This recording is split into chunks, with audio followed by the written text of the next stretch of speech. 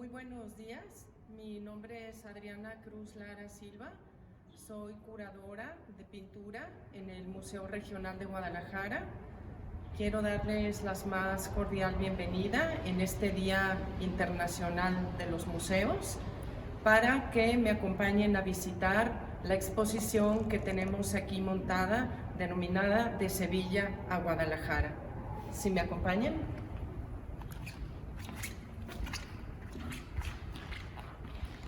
En esta sala nos encontramos exhibiendo la serie pictórica dedicada a la vida de San Francisco de Asís. Esta es una de las colecciones de pintura más importantes y emblemáticas que ha resguardado este museo desde 1918 y que no había podido ser objeto de una investigación profunda y sistemática. En 2008 empezamos una investigación para poder determinar la identidad, procedencia y tradición pictórica a la que pertenece este importante conjunto. Y bueno, les voy comentando que uno de los aspectos más significativos de este repertorio es que por más de 100 años estuvo atribuido al pincel del célebre artífice sevillano Bartolomé Esteban Murillo. Como ustedes saben, este es un muy significativo pintor sevillano que radicó en la ciudad de Sevilla y que tuvo una destacadísima producción, muy famoso desde su época, y muchos años después, hasta nuestros días, Murillo sigue siendo un gran pintor. Esta serie estuvo atribuida a su pincel, y digo que es una atribución porque la obra no se encuentra firmada ni fechada, y tampoco habíamos podido localizar un documento en el que se acreditara la autoría y la procedencia del conjunto. Y fue en este marco que nos dimos a la tarea de hacer esta investigación.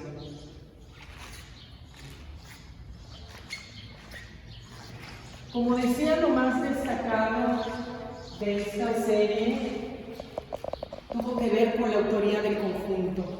Había muchos estudiosos a lo largo de los siglos XIX y XX que se negaban a aceptar que la serie había sido pintada por Murillo. Había otra serie de investigadores que sostuvieron la autoría de Murillo, y se creó todo un debate que llegó prácticamente hasta principios del siglo XXI. Como parte de la investigación tuvimos la oportunidad de hacer un trabajo de archivo donde pudimos consultar documentos del siglo XVII. Unos ya se encontraban publicados, otros estaban todavía resguardados en los distintos archivos para darnos a la tarea de identificar si era posible la autoría del conjunto.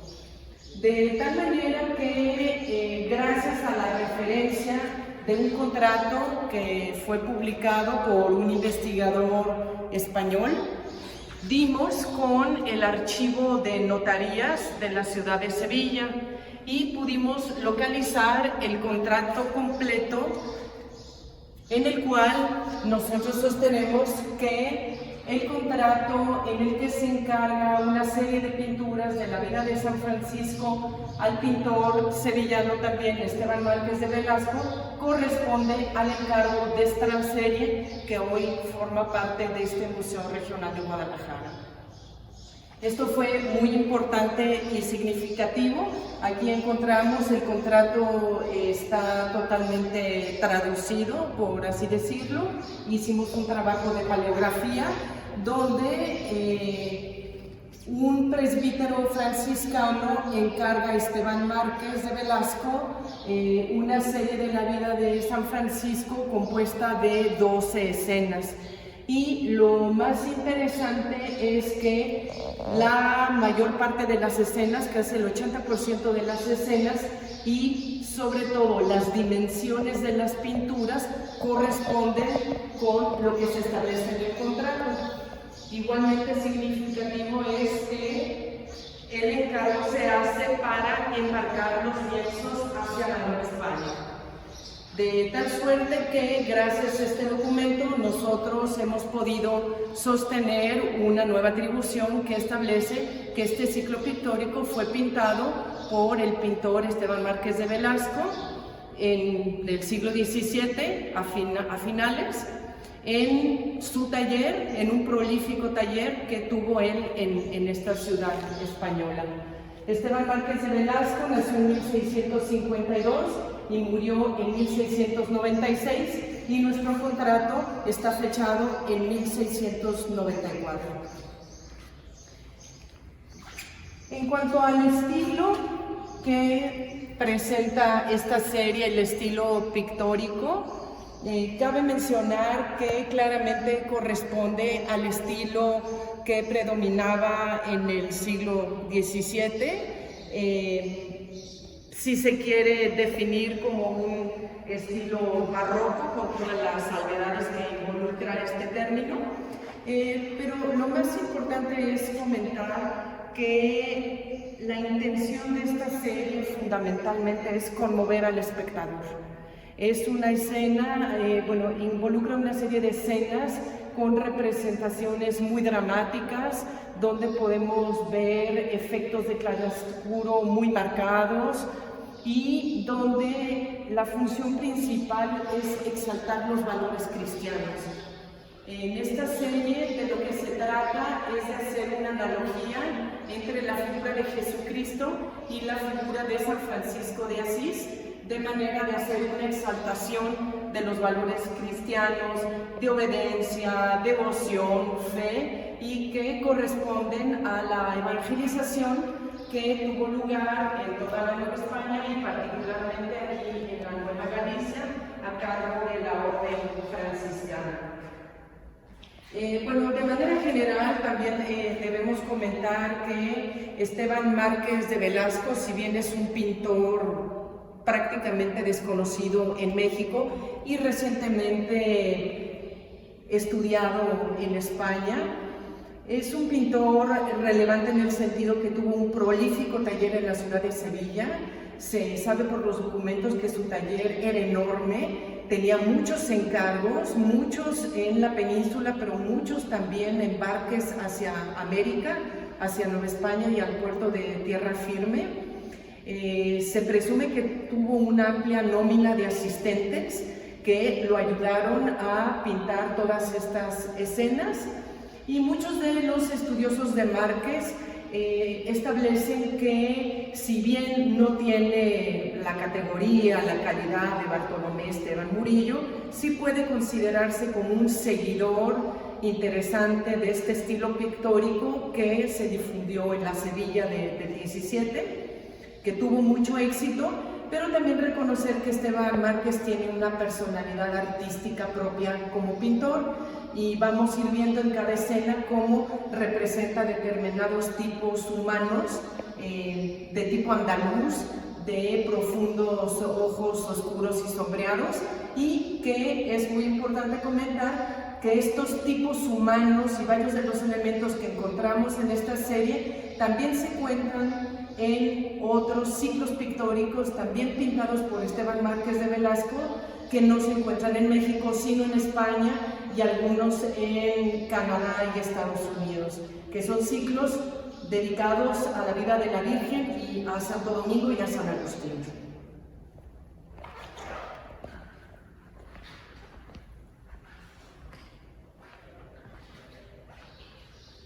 En cuanto a la iconografía de este conjunto, lo que logramos averiguar es que se enmarca por su temática en las fuentes que hablan de la vida de San Francisco de Asís de los siglos XVI y XVII, que son fuentes documentales literarias en las que claramente se establece esta analogía de la figura de San Francisco con Jesucristo que habíamos comentado, y donde se hace una especial distinción hacia las escenas de su muerte de sus milagros y particularmente de sus milagros post-mortem. Entonces, estas fuentes literarias en las que pudo inspirarse o pudieron inspirarse todas estas escenas que tenemos aquí, se consideran fuentes literarias emanadas del espíritu de la Contrarreforma, que reformó y renovó toda la producción artística y que tuvo como fin combatir al protestantismo que se difundía rápidamente en Europa. Entonces, estas son las fuentes ya muy rigurosas, donde se establece que las representaciones del cristianismo tienen que obedecer a determinados cánones estéticos y en cuanto a su significado también. Otra cosa importante que tenemos que comentar es que el conjunto pictórico está compuesto de 11 escenas que nosotros llamamos gran formato porque los cuadros tienen medidas diferentes, pero más o menos oscilan todas entre los 3,5 y los 5 metros de dimensiones, que son un gran formato. Y esto también, además de su temática, nos indica que fue una serie elaborada para un convento. Sabemos muy bien que todos los conventos novohispanos y americanos y los conventos también que estuvieron en la península ibérica albergaban en sus claustros bajos ciclos pictóricos dedicados a la vida de los santos fundadores de las órdenes religiosas. Tenemos franciscanos, agustinos, jesuitas, dominicos. Este corresponde, como decíamos, a la vida de San Francisco, y también por la investigación documental que logramos hacer, logramos establecer o proponer que este ciclo pictórico fue encargado por la comunidad franciscana de la Nueva Galicia, que tenía su convento en Guadalajara, quienes hicieron el encargo al taller sevillano de Esteban Márquez de Velasco. Y esto ocurrió en el contexto de una importante remodelación que sufrió el convento de San Francisco de Guadalajara entre los años 1668 y 1694. En el marco de esta remodelación, nosotros creemos que fue encargado este ciclo para decorar el claustro bajo y inaugurar una importante remodelación que modificó la nave central de la iglesia, el convento, la torre, y fue un proyecto arquitectónico muy destacado. Y esto también lo podemos asumir porque precisamente las fechas entre la remodelación y la fecha en la que fue hecho el encargo al taller de Esteban Márquez coincide, y que es 1694. Termina la remodelación y se encarga el ciclo pictórico, presumiblemente para hacer una nueva decoración del claustro. La función de este tipo de ciclos pictóricos en los claustros de los conventos tiene que ver con un aleccionamiento inspirador tanto para los habitantes de los conventos, acerca de cómo fueron la vida y las virtudes de sus santos fundadores, en este caso San Francisco. Si bien sabemos que estos claustros no estaban abiertos todo el tiempo para que pudieran ser vistos por la población en general, sí sabemos que en muchas celebraciones se hacían procesiones, y en las procesiones las personas de la población, la gente común y corriente, podía entrar y podía también ver estas pinturas. En cualquier caso, la temática no es una temática fácil de digerir para una gente común y corriente, mucho menos en un contexto de evangelización, de lo cual también podemos proponer que el mensaje de la serie está básicamente dirigida a la propia orden franciscana.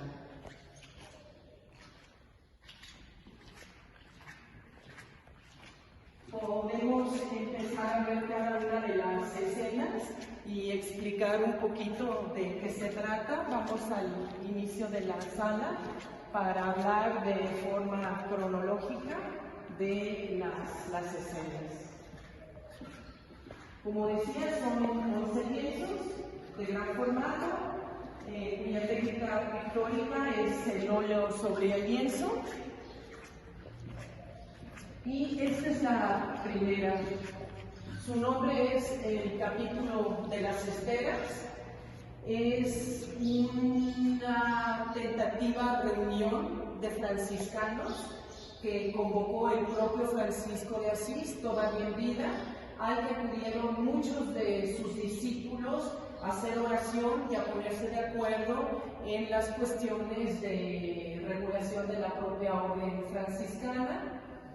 El caso es que todos los religiosos muy devotamente estaban rezando y ayunando, y llegó un punto en el que se acabaron los alimentos. Las fuentes literarias que mencionaba de los siglos XVI y XVII de la Contrarreforma nos dicen que los habitantes de las poblaciones aledañas, al ver tanta devoción, tanta fe y tanta humildad en estos religiosos, se conmovieron y les llevaron los alimentos que ellos necesitaban para subsistir y continuar con su reunión. También tenemos aspectos interesantes en este capítulo provincial que representa esta escena. Se encuentran dos personajes con un hábito diferente, que no es el franciscano, es el hábito de los dominicos. Se presume que la figura dominica que está al lado de San Francisco, que está repartiendo los panes, es el mismo Santo Domingo de Guzmán, de la Orden de los Predicadores, contemporáneo de San Francisco de Asís, acompañado por otro personaje de su misma orden, quienes también se encuentran conmovidos ante el prodigio y la benevolencia de poder haber repartido los alimentos. Y bueno, esto claramente tiene una analogía, como decía, con la vida de Cristo, cuando Jesucristo hace la conversión de los panes, ¿no? Y también cabe mencionar que este personaje de la izquierda, que tiene pues toda la indumentaria de una alta jerarquía eclesiástica, él es un cardenal, es el cardenal Ugolino, que fue un fiel seguidor de San Francisco, ya que San Francisco le predijo que llegaría a ser papa, lo cual efectivamente sucedió. Esta otra escena también es muy interesante. Esta se llama San Francisco resucita a un niño cerca de la ciudad de Gaeta. Esta escena no había sido cabalmente identificada, pero logramos identificarla en la fuente literaria escrita por Damián Cornejo sobre la vida de San Francisco de Asís, y narra un milagro en el que los padres, la figura masculina y la femenina que se encuentra sentada, son una familia adinerada, acomodada, pero que son seguidores de San Francisco. San Francisco acude a la población de Gaeta, donde ellos se encuentran, a hacer una predicación. Ellos encargan a su hijo, que se encuentra saliendo del arcón, lo encargan a una criada para que lo cuide en lo que ellos van a la predicación. Lamentablemente la criada descuida al niño, el niño sufre un accidente y muere. En cualquier caso, los padres se sienten obligados a invitar a comer a Francisco sin ponerlo al tanto del accidente, y al final de la comida Francisco pide que le den unas manzanas. Ellos le dicen que ellos no tienen manzanas para ofrecerles. Él insiste y les dice que del arcón pueden sacar las manzanas, y era donde se encontraba el niño muerto. Finalmente el padre de familia abre el arcón y sale el niño resucitado ofreciendo las manzanas a San Francisco de Asís. En esta escena también cabe comentar, por ejemplo, esas dos mujeres que se asoman a la escena emergiendo de los cortinajes. Es un detalle que perfectamente recuerda al estilo de Bartolomé Esteban Murillo y a muchos de sus seguidores que estuvieron trabajando en la Sevilla del siglo XVII. podríamos denominarlo como un detalle murillesco. Esta otra escena corresponde al evento más emblemático en la vida de San Francisco de Asís y de la orden franciscana, que es la estigmatización. San Francisco, en una meditación en la cual desea y tiene el anhelo de asemejarse lo más posible a Jesucristo, acude al monte Alberna en esta meditación, y estando en este trance se le aparece Cristo en la forma de un Cristo seráfico por las alas que se pueden ver en la esquina superior, donde está este Cristo con alas de serafín, emergiendo a la escena en un llamado rompimiento de gloria, acompañado por los ángeles. Es una escena celestial donde Jesucristo se aparece a Francisco y le concede la gracia de portar los mismos estigmas que él tuvo durante su muerte en la crucifixión. Por eso se puede observar que San Francisco recibe los estigmas, esto es, las heridas en manos, pies y en el costado. Como decía, este es el pasaje de la vida de Francisco más importante y emblemático de su vida.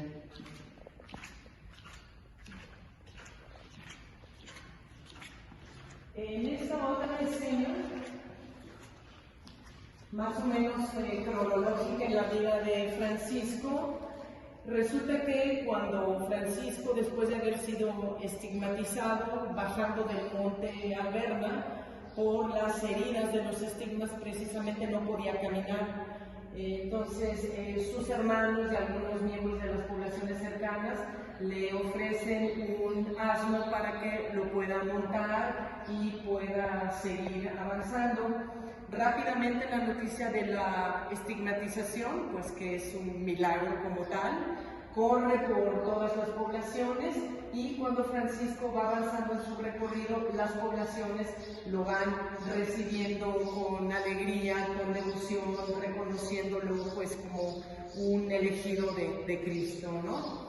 Y en esta escena vemos también estas analogías de las que hablábamos con la vida de Cristo, porque esta escena podría ser claramente la entrada de Cristo en Jerusalén o Domingo de Ramos, ¿no? Vemos cómo los hermanos franciscanos que acompañan a Francisco portan precisamente estas ramas, ¿no?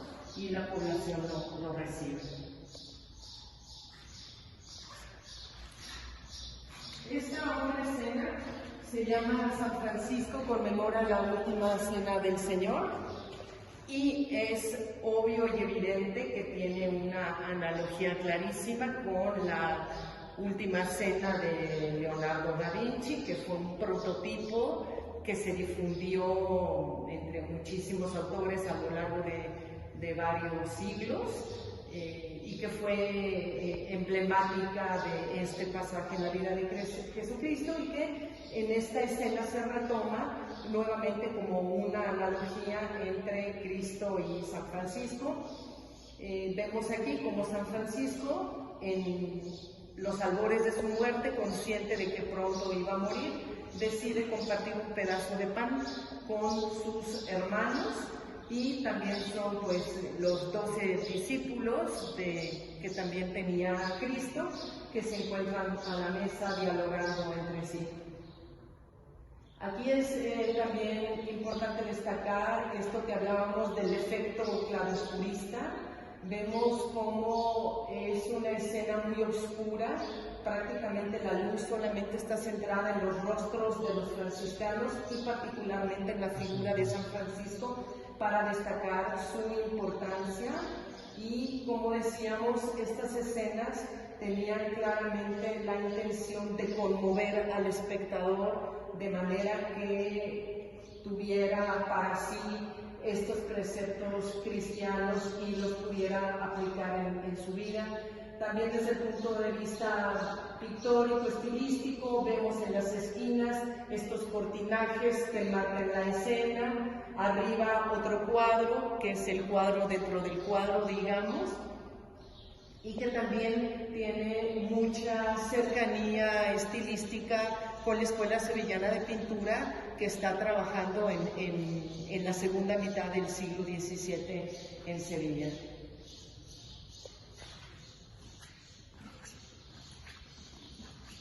Aquí tenemos la escena dedicada a la muerte de San Francisco de Asís. Finalmente Francisco muere. Desde antes que esto ocurriera, él le encarga a una amiga de él, la dama Jacoba de Siete Solios, que es una seguidora de su doctrina, y lo apoyó muchísimo en vida. Él solicita y deja encargado que ella sea la que prepare su cuerpo para el funeral. Entonces estamos aquí asistiendo al momento en el que Francisco, ya desfallecido, muerto, y vemos cómo su alma, en esta figura más pequeña de Francisco, ya desnudo, va ascendiendo al cielo en este otro rompimiento de gloria para ser recibido por los ángeles en el cielo, ¿no? Como decíamos, esta es la representación de Jacoba de Siete Solios, que es una dama aristocrática que viene acompañada de un séquito que también viene a hacer ofrendas a la figura de Francisco. Vemos detrás de él cómo varios de los hermanos franciscanos se encuentran muy conmovidos ante su muerte, pero otros logran presenciar el prodigio de la ascensión de su alma al cielo.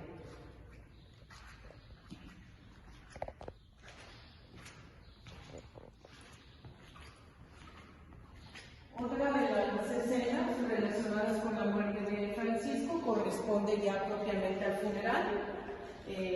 Su fiel compañera espiritual, Santa Clara, al enterarse de la muerte de Francisco, solicita que el cortejo fúnebre pase frente al convento de San Damián, donde ella radica como monja de clausura junto con sus hermanas, de manera de poder despedirse de su maestro e inspirador, ¿no? El cortejo fúnebre acepta pasar enfrente de este convento y Santa Clara, con una de sus discípulas, logran presenciar el cuerpo ya muerto de Francisco y despedirse de él como lo habían solicitado.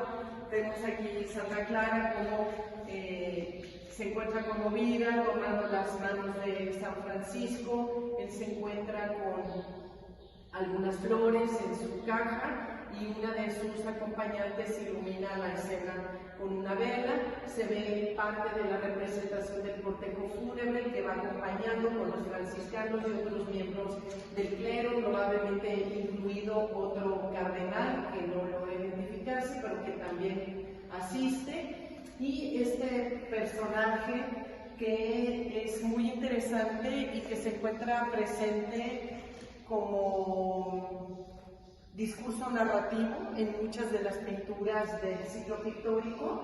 Es un personaje que pareciera ajeno a la escena, es un personaje que tiene una muy buena calidad pictórica y mira hacia el espectador como haciendo una invitación a que los espectadores nos adentremos en la escena que se encuentra representada, ¿no?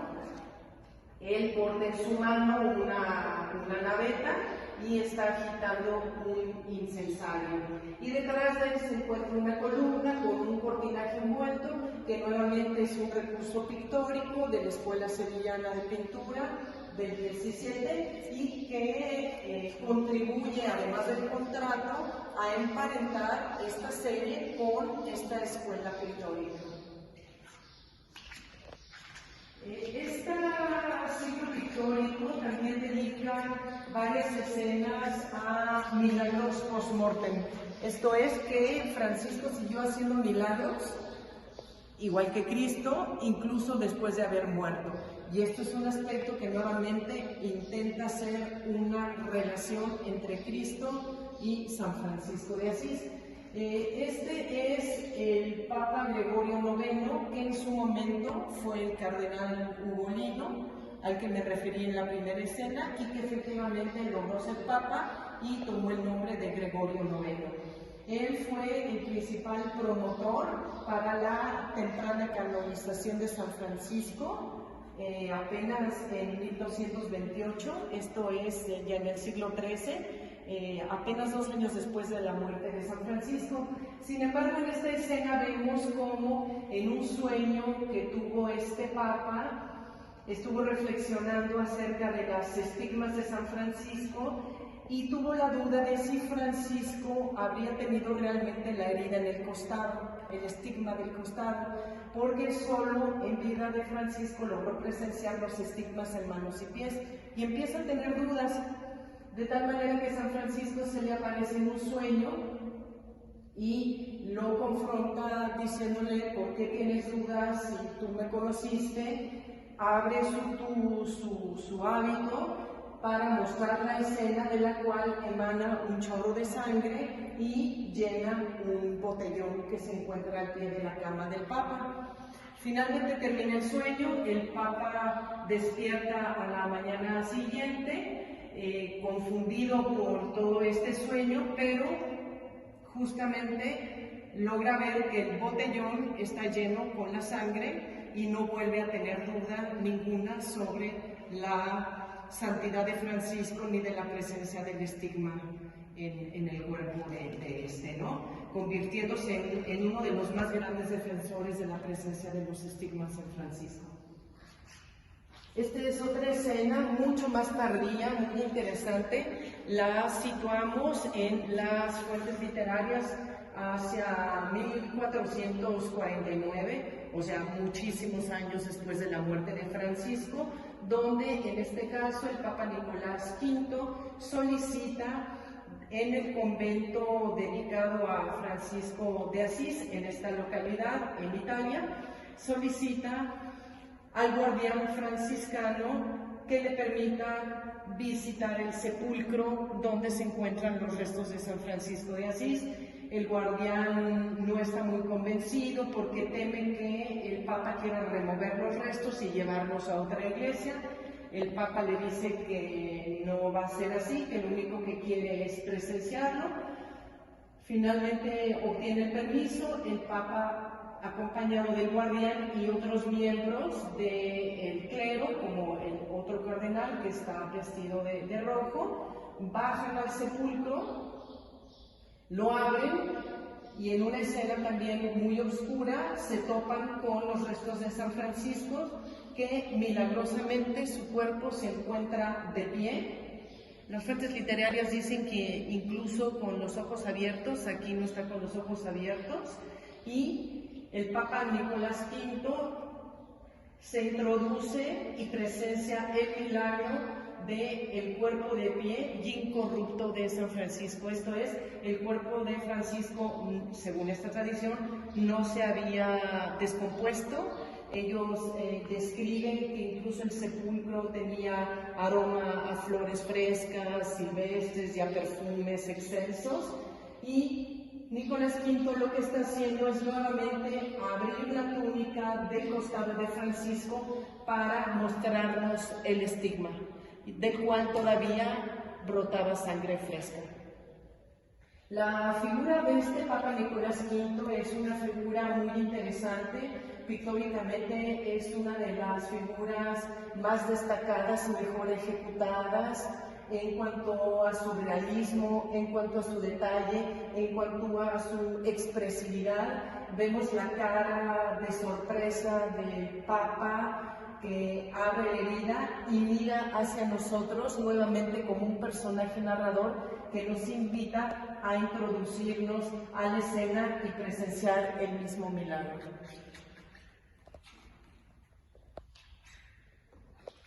Esta es una escena que puede ser muy controvertida y aparentemente muy poco franciscana, pero es una mera metáfora de acontecimientos que tuvieron lugar después de la vida de San Francisco.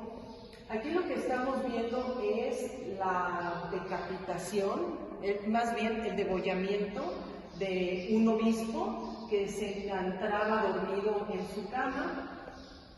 Esto tiene lugar cuando sus ayudantes, cuando lo llaman en la mañana para que se levante, no responde, entran a su habitación para presenciar que el obispo se encuentra degollado.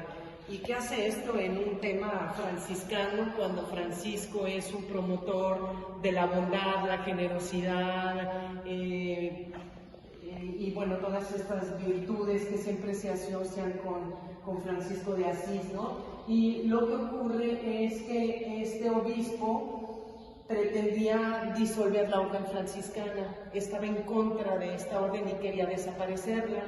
Entonces dicen las fuentes literarias que en el cielo San Pablo le dice a San Francisco de Asís que cómo es posible que presenciando que este obispo malintencionado quiera disolver la orden de hermanos que él con tanto esfuerzo formó y que lo permitan.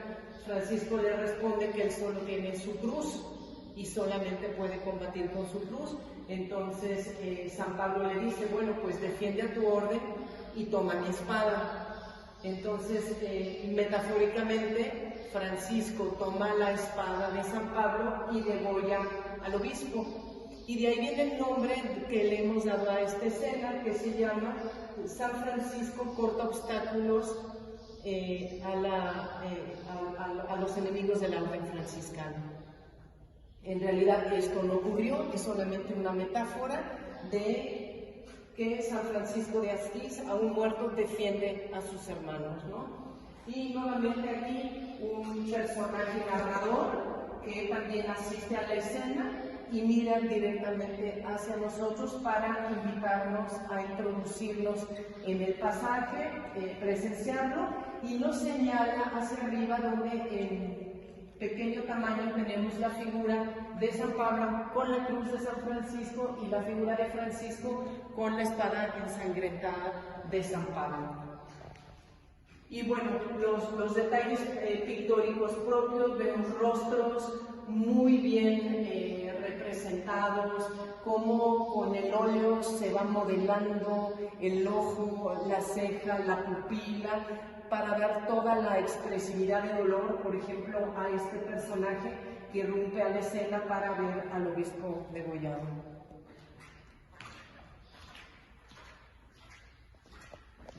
Y bueno, esta es la última escena.